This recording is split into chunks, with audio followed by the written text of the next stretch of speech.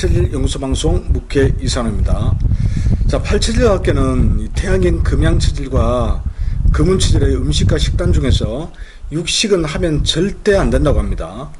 자, 그런데 877 연구소를 운영하는 저 묵회는 반대로 육식을 안 하면 건강을 유지하기가 어렵다고 이야기합니다. 대체 누구의 말이 맞는 걸까요? 877에 대해서 조금이라도 알고 있는 분이라면 아마 고민이 많이 될 겁니다.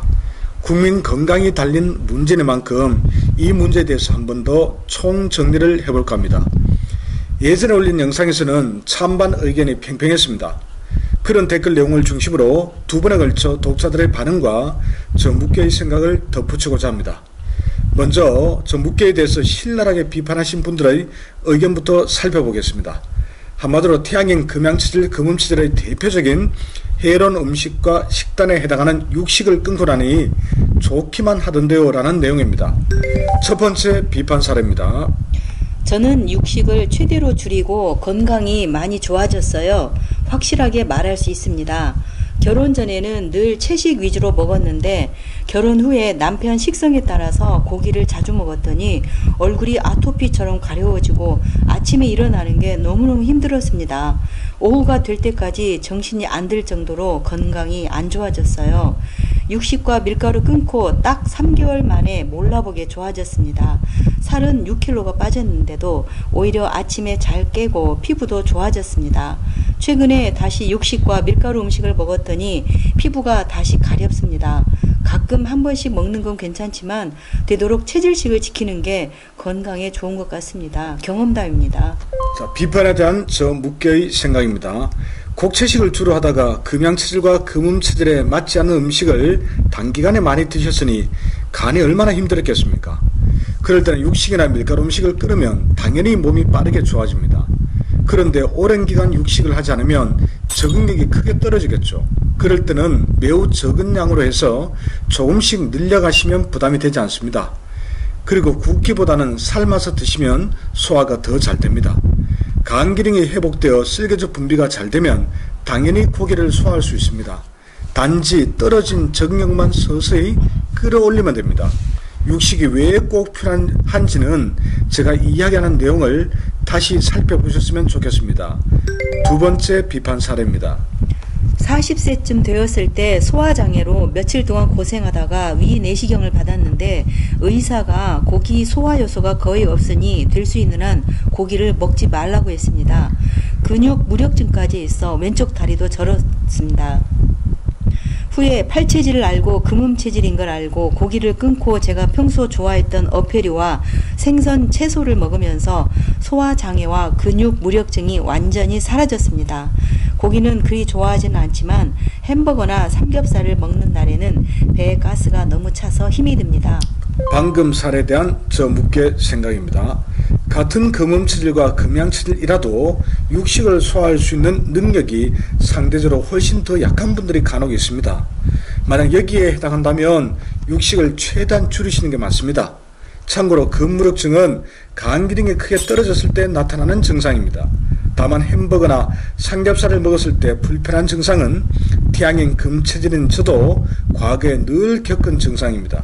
그런데 요즘은 비타민C와 블루베리 식초를 늘 챙겨 먹으면서 그런 문제가 거의 일어나지 않습니다. 간 기능이 좋아졌기 때문이죠.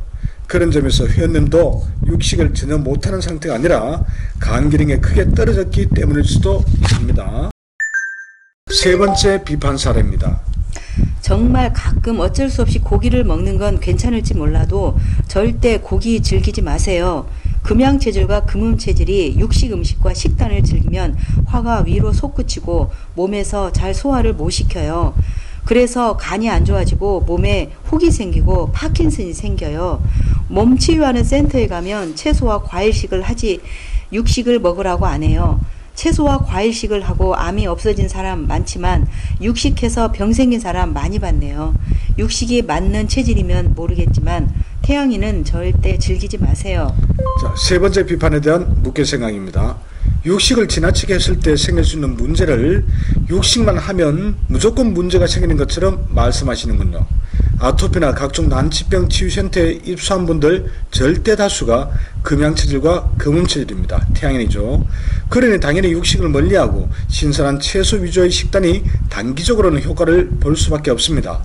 반대로 태음인이나 소음인이 이런 식단 위주로 섭생하면 크게 문제가 되겠지요. 즉 육식 자체가 문제가 되지는 않습니다.